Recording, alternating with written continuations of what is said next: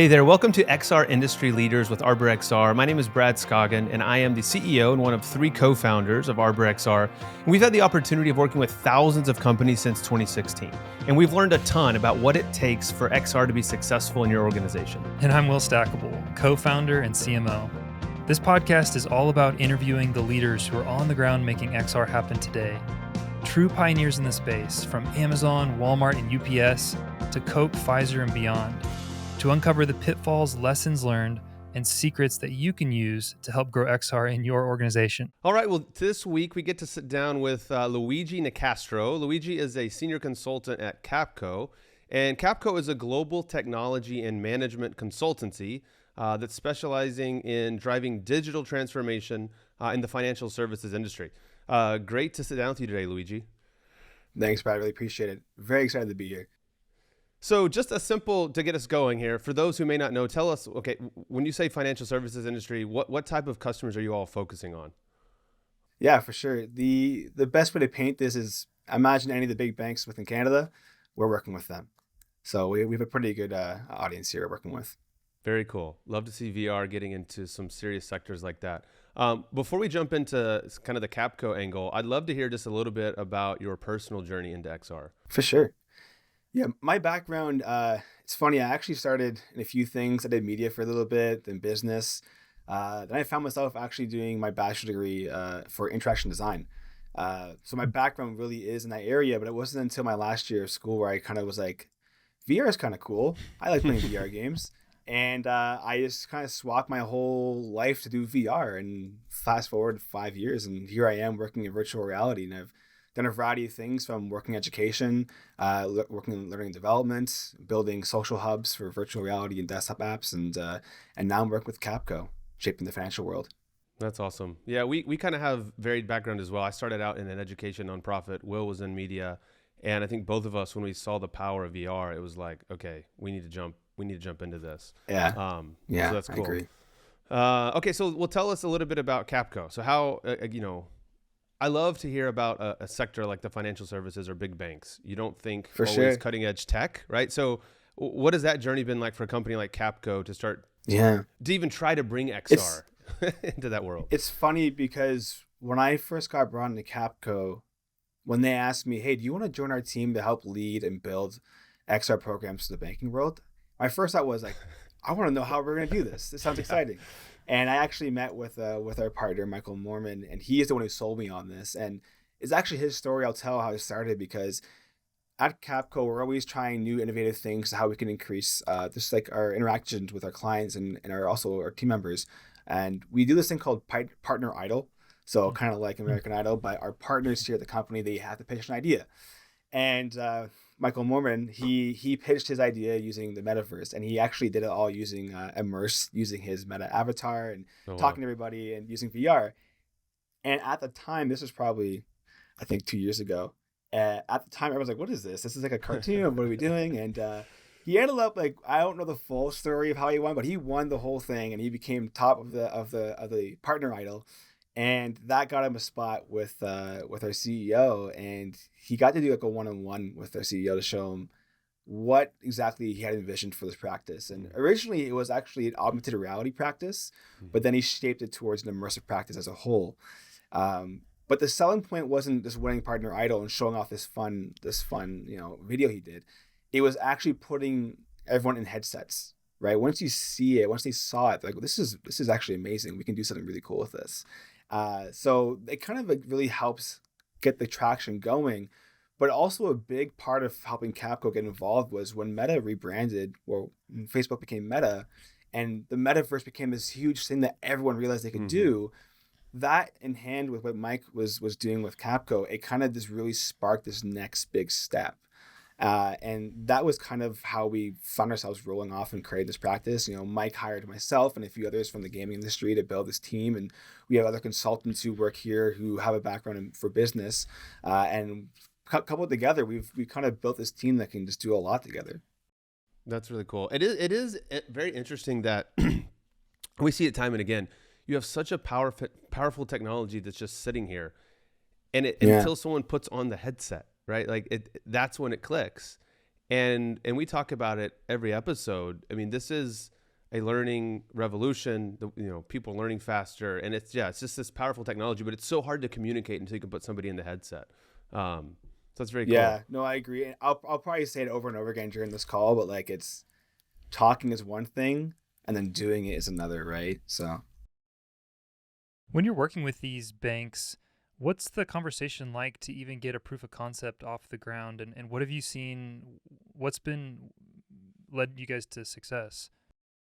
well, the first thing is what always helps is having a connection, which is a great first step into any conversation. And we actually had a colleague who was very close with the head of innovation at TD, and they sparked the conversation just talking about the metaverse. The conference happened, and they're like, "Oh, you hear about the conference?" And it kind of got the ball rolling on some ideas. And we met up, and it just started becoming, okay, we want to do this.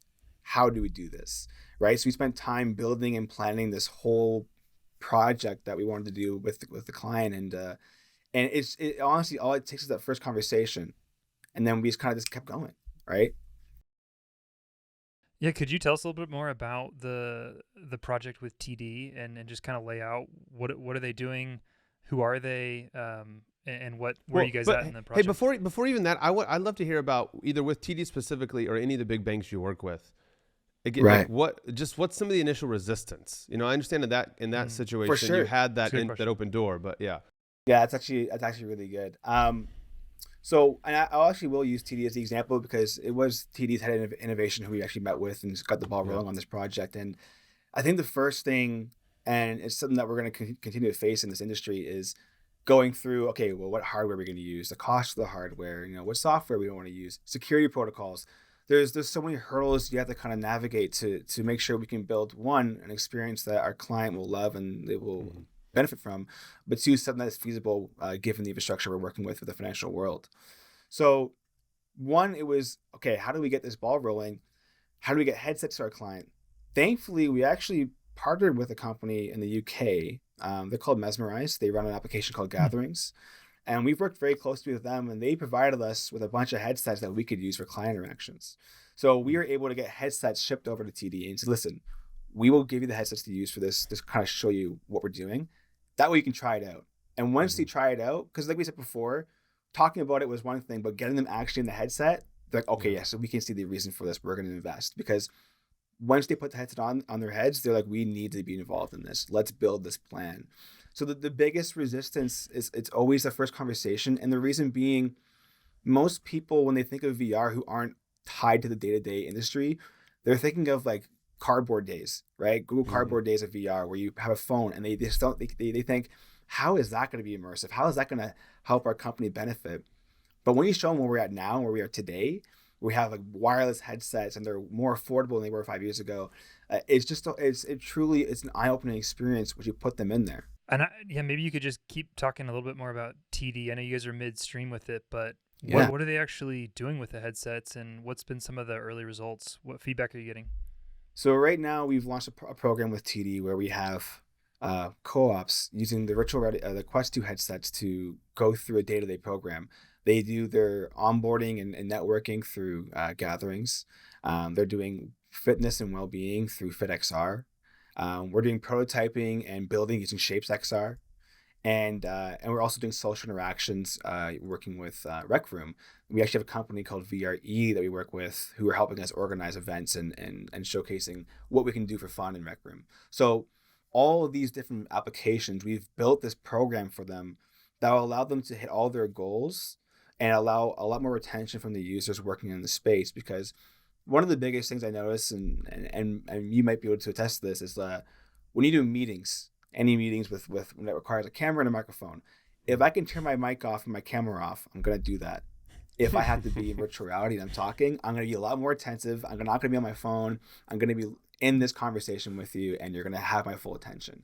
And that's something we're seeing. We're seeing so much engagement. I haven't been in the spaces myself, but I've been hearing all the feedback that everyone's going in there and they're having fun. And that's one of the best things about it, because they're having fun while getting the work done. And we're seeing great outcomes so far. We're still tracking it day to day. The program's still ongoing, so I can't give full insight on that. But overall, I can say it's been a pretty solid experience, and we're getting a lot of great feedback. Love it. Is there any specific module or aspect of the program that you feel like has been that the interns have enjoyed the most, or what's kind of any highlights you've heard back already? Yeah, actually, one of the things is honestly this level of excitement, and this wouldn't even go for just the interns. This goes for almost any of our clients that we work with in VR. Once you put that headset on, it's kind of like they're well, they are in another world, another reality. Mm-hmm. But they truly are like, I am somewhere else, and it's you get that reaction of like, I forget that I'm in a workspace sometimes, and they're just getting really excited, and which is great because we want to see that, we want to see the excitement and get them involved in the space. So I think overall it's the first few experiences, and it's funny because a really big thing is when we set these headsets up for everybody and we get them involved in these programs, we want to make sure they're using the easiest level of comfort in virtual reality, right? So we're making sure they're teleporting and snap turning, Mm-hmm. but sometimes they just swap it to this smooth locomotion and they're flying through the scenes because they're having so much fun and they're just having a blast, and it's really great. And then when you switch to the business side of things, we had a lunch and learn with some members from TD, and we saw, like, from the footage I saw, everyone was sitting and they were all looking. There's questions being asked. They're all engaged. And what's great is that these students are all across Canada. It's not like they're all working remotely. This is Yeah. the goal we had in mind, was how do we bring remote people together to work in a space and be informed and be engaged. And we're seeing it happen with these students, and it's phenomenal. I love it. And I should just note for anybody listening, TD Bank is a big Canadian multinational banking and financial services company. So they're, if any of the Canadians listening will know who they are. On the topic of just content, I know that's your background, it's your expertise. What's your approach to creating custom content for a program like this?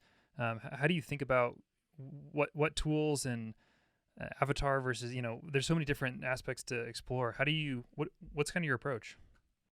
Well, we really have to kind of take a pragmatic approach when we first meet with the client. Like, for me right away, I'm a huge VR person. I love virtual reality. I want to use it for whatever I can. But at the end of the day, we have to make sure and assess that it is the right solution for what you're doing.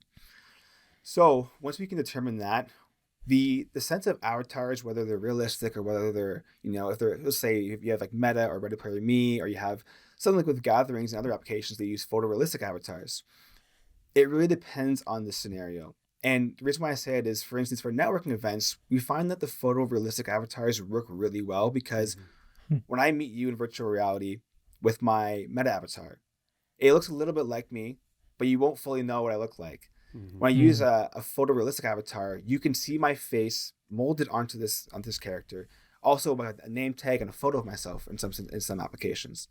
This allows it a lot easier. It lowers a little barrier of communication and of knowing one another, where I can say, hey, I've met you before in VR. And funny enough, this morning I met with one of our vendors on a call for the first time in Zoom and not in VR. And I was like, this is so weird. I'm used to seeing your VR avatar, like your photorealistic avatar, but I already had that level of comfort myself, right? So when it comes to choosing avatars, it really is base by base for the use case we're working on.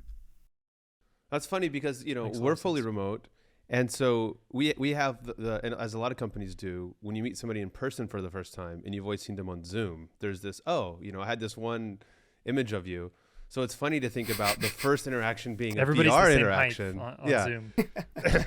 but I mean, there's probably just been a handful of those in history of first interaction in VR and then Zoom, right? And then in person, right? Yeah. That's an interesting. It's like we're flow. going backwards. We're now Yeah. swapping it, where we're so Right, used to this digital world.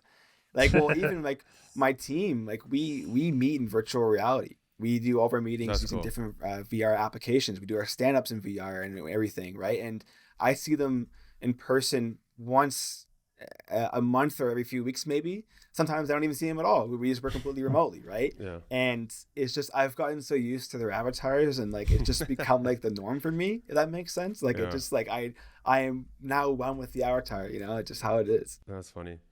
Well, I could imagine that working with big banks, security, privacy, there's a lot of concerns there. So how do you all approach Yeah. that? Yeah, the security thing is definitely one of the biggest things, and it's something we do definitely have to take very seriously. And that's what we make sure with any company we're working with, we do a full like vetting process. We go Mhm. through all their credentials, we do one-on-ones and testing. even like working with your team as well, we have to make sure we get the assurance that you have that security. Hmm. And it's always probably number one on our list of things, because at the end of the day, these are financial institutions that have a lot of information, and we need to make sure that the clients and their clients are protected. So that is definitely one of the biggest parts of our process.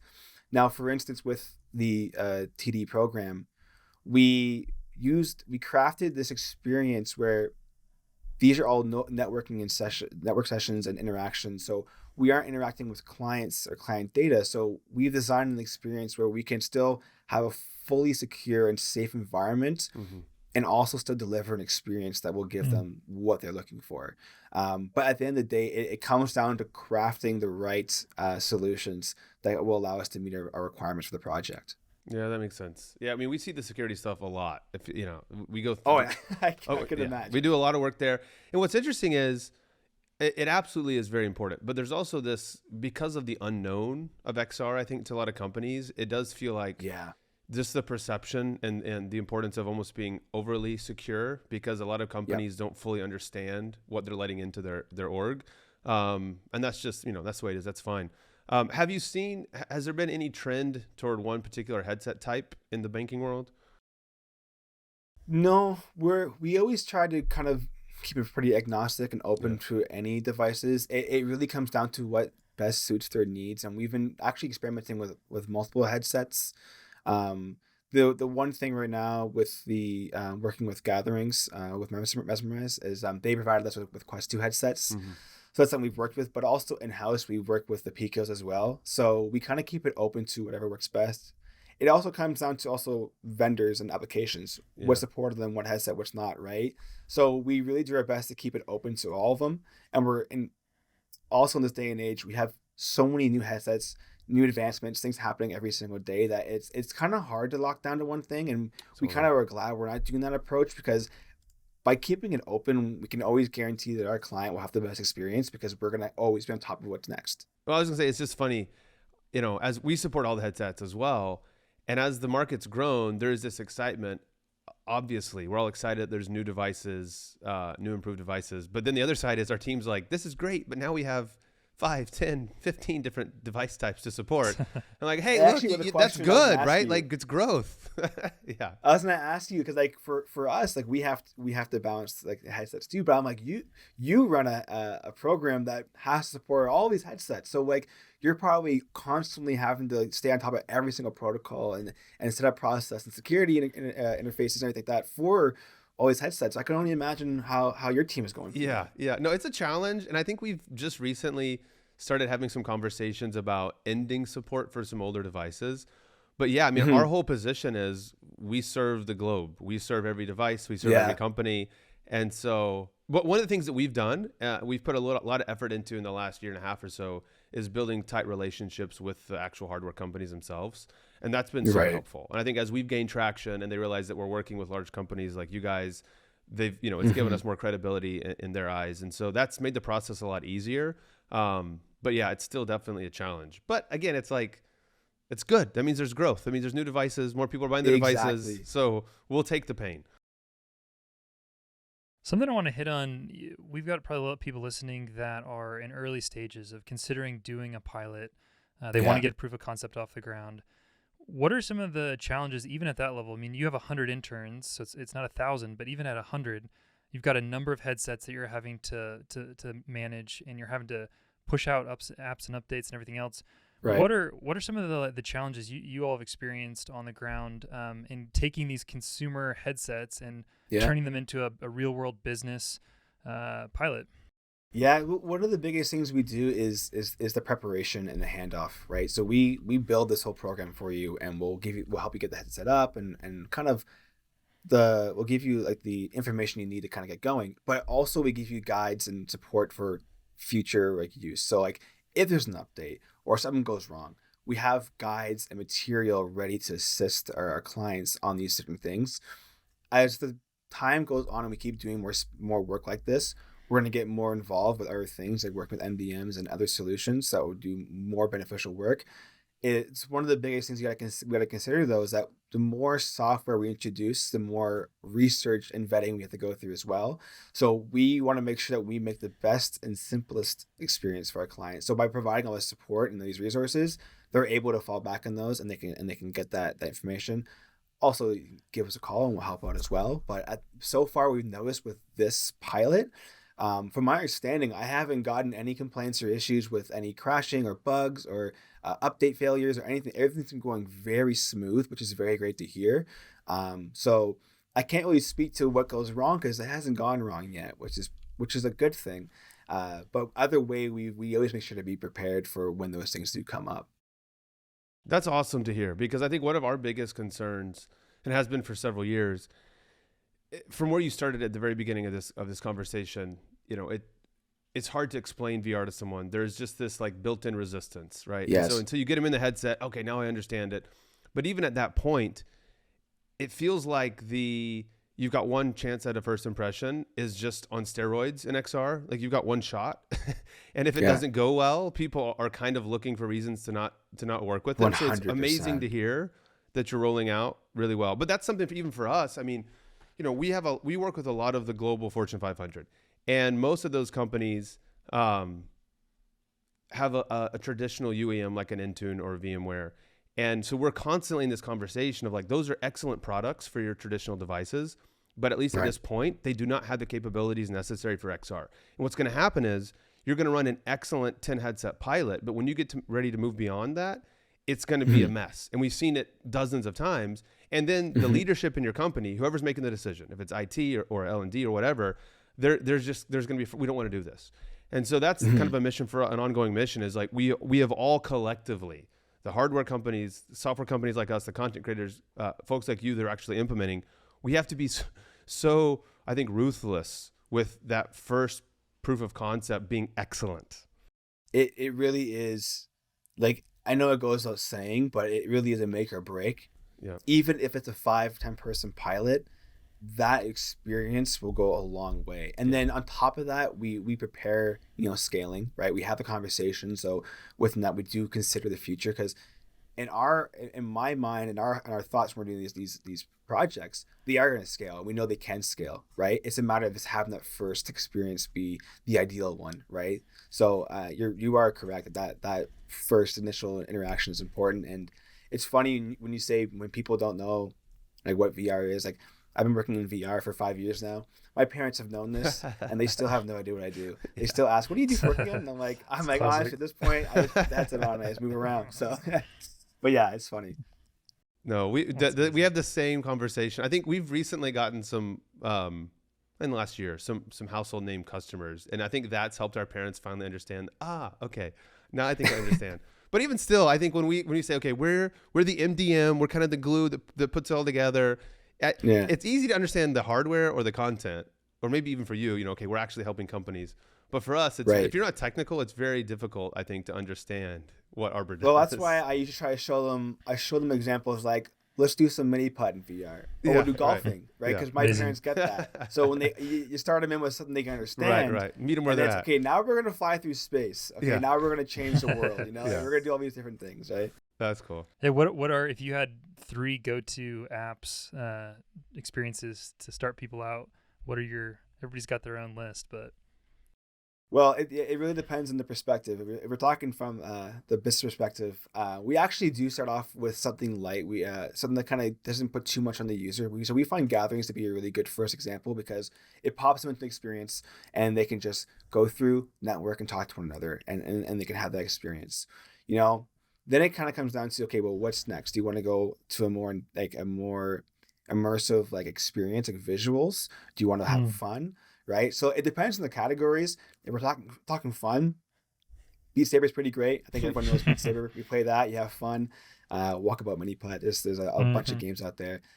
These are my personal things, though. I can't speak on behalf of what the companies will be using, but those are probably for the fun side of things.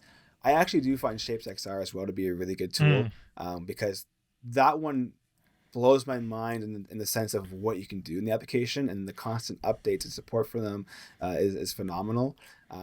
I don't think I'd ever start off with Half-Life Alex. I think that'd be a little too much to throw someone for the first time. You're gonna throw them all the way up here, and they're gonna have no idea what's going on. So, Oh, that's fun. but yeah, it's always good to kind of keep it as minimal as possible. Even though you want to blow their mind, you want to blow their mind in a way that will not overload them. Right? Feel accessible. Yeah. I think there's Exactly. a surprising number of CEOs that have been baptized into VR through Beat Saber, so that you're not far off on the mark there. Yeah. I was just gonna say one of my favorites is Richie's Plank. I don't know if you've ever done that one. Oh but yeah. No, we used to have an actual like a plank? a white plank that we'd put down, and people would just you get to the end of that and you tell them to jump off, and it's just hilarious. Well, Yeah. when we very, very first got started in VR, we started with an arcade. That was our entry point. And before the arcade in a mall, That's right. we had a kiosk in the mall. Okay, it was like Black Friday weekend kiosk, and we put everybody's at the mall's packed, and we had a board out in the middle, and there was Which just we got from Home Depot. huge like crowds just around. It was hilarious. Yeah, it was a an awesome treated experience. lumber. What was the name again? Was it or Springboard? Yeah. Well, before the Springboard. arcade was actually Upward VR, which then transitioned to the software Springboard, which we sold to Vertigo Games. I can say I'm Arizona pretty Sunshine. sure Vertigo Games. Yeah, I remember following all this in the news. And, Yeah. Funny. So, which then for those of us who've been in VR, we always like to joke that's been 6 years. It feels like 20 or 30. It feels like It two actually does lifetimes feel like ago. a long time ago. It really does. And I'll just say to give a shout out, there's a lot of really cool content creators that are creating great off the shelf, whether it's fire safety training or a lot of soft skills. Body swaps is one of our favorites that we like to mention, but there are more and more kind of enterprise focused. I think back in the day it was you had to buy a consumer headset from Best Buy and you had to show them Beat Saber. And it was a bit of a leap especially for leadership to figure out, how can we make this practical for, we need forklift simulator, not like, Beat Saber. But even then, I still think that there's something about showing some of the, the best, most immersive apps just to get people excited. And it's also makes for a great camera moment if you can film your CEO playing Beat Saber. That first, also for me, it's it sounds kind of silly, but it's probably my go-to reason why I still work in this field is whenever I had the chance to see somebody use VR for the first time, and either if it's over the VR headset itself or it's in person, seeing their smile or their awe of being in VR, or two, if you hear them like kind of like giggling or laughing over a microphone because you can hear them trying it out the first time. Those are probably the best reasons for it. And that's the one thing we see from our clients a lot too, is that when we get them the headsets, there's two ways about it. One, we do it with them in real time and we can see them react. Or two, when we have our first follow-up call with them, they're like, holy, that was amazing. That was an amazing experience. And and we always say, you're just scratching the surface. Yeah. There's so much more we can do, right? So it is a really good feeling when we can see that excitement from our clients. That's cool. And again, it goes back to what we said. There's this whole world that's right here that people don't know about until you put on the headset. And so I put on a headset for the first time 7 years ago, and it was Zombie Training Simulator, okay, which is not even great graphics. Zombie Training. I don't know if you remember that. It's like 2D almost, but it was just amazing. No, It's like paper cutout. Yeah, it's like paper zombies cutout. coming It's at like you. Paper Mario kind of style. Okay. It was on a Vive, and but the same thing. I'm like, wow. I was at Will's house, and I took off the headset, and it was like I had no idea this technology existed. And so for us, that was kind of the reason we got into this at all was this technology is going to change the world, and we had this very idealistic vision that maybe we could be a part of helping shape it for good. And so for us, it was like, well, how do we get into the arcade, see this, it's kind of just grown over the years. And I think one thing we've really landed on recently as we've, evolved into Arbor, and now we're focused on the enterprise space. One, you see these amazing use cases, right? You see people learning faster, people being safer, saving money. But I think there's this potential, we talk about the fun of XR, there's this potential for the technology to just further feed into the desire I think we have as mankind today to just escape or to check out or to be, And so I think for us, kind of planting a flag in the ground and saying, no, like this is a tool that we're going to use. It's not going to use us. And it should actually give us our time back. We should have more time with our families because we're learning faster, we're traveling less, et cetera, et cetera. So maybe as we wrap, here's my question for you. In your position in the financial services industry, working with big banks, an important sector, a serious sector, security concerns, privacy concerns, et cetera. What's your prediction of how VR will change that industry over the next 5 to 10 years? It's a really interesting question and a good question to ask, because when I think of where I was 5 years ago to where I am today, when I first started doing VR development, I was using lighthouses and I had to use a PC and I had to do all this stuff, and it required a lot of programming myself. Today, I can use my Quest headset or a Pico. I can use OpenXR to develop it to work on all headsets, right? Now I can use AI to help me code my work, right? And we're only at this today. Yeah. So in the future, it's going to be pretty mind-blowing, especially when we see how we're already using glasses, connect to our phones to make it a different experience. And I truly am very excited. I've heard rumors about the contact lens scenario working with MR and all that, and I think in the future we're gonna have a very low form factor, very affordable. It's gonna be like our cell phones. Yeah. When we first got cell phones, they're big, bulky. Not everyone had them because they were this new thing. But as time goes on, they're going to be so affordable, so easy to use, and it's going to be integrated to all of our tech. I think it's going to be a pretty integral part to our work days, and our lives.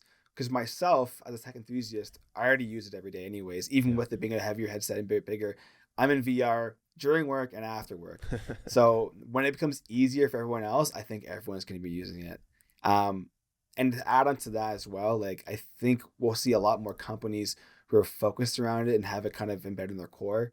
Like Capco as a whole, our Toronto office is where we have our immersive team, and we've built a practice around, researching and delivering XR experiences. And we're a small team, but in 5 years, the small team won't be just within our Toronto office. We're going to see it spread across the world and a lot of companies, and you can speak to it too, all the companies you're already working with, right? We're going to see a massive growth in this space, and it's very exciting. Yeah, absolutely. I totally agree. And I think that the growth in technology is so key. Imagine 5 years ago if you had banks like TD, and they had a room with the gaming PC and lighthouses, right? Like that's just that doesn't work, right? They're not gonna have it wouldn't. Yeah. So, well, this has been great, Luigi. Really appreciate you taking time out of your day to visit with us, and look forward to chatting again soon. No, thanks so much. I really appreciate the invitation, and it's been a very good time talking with you both. Thank you so much. You bet. Well, that was a great convo with Luigi. Felt like we were talking to an old friend, and it's always fun to talk to somebody who's been in the space kind of through the evolution, and very cool to see that VR is getting some real traction in the banking industry. It is. You can tell he's a VR aficionado. He's living it. Definitely. It's funny, the whole time at the end there, when you mentioned Zombie Training Simulator, all I could think about was the first time I put my dad into VR, I put him into that same app. And when all of the zombies rushed him, he panicked and turned and ran full tilt and just hit the wall in my office. And I thought for sure I was taking him to the hospital, but he was fine. But just goes to show the power of VR. Absolutely. That's funny. Honestly, every time I recount my first experience, I do think about that story of your dad. And then I think, I didn't run. So I was a little bit more prepared for the zombie apocalypse, at least mentally, than your dad was. But thank you all so much for joining us this week. As always, we appreciate you. And you can check us out anywhere you consume your podcasts, YouTube, Spotify, etc. And we look forward to seeing you next time.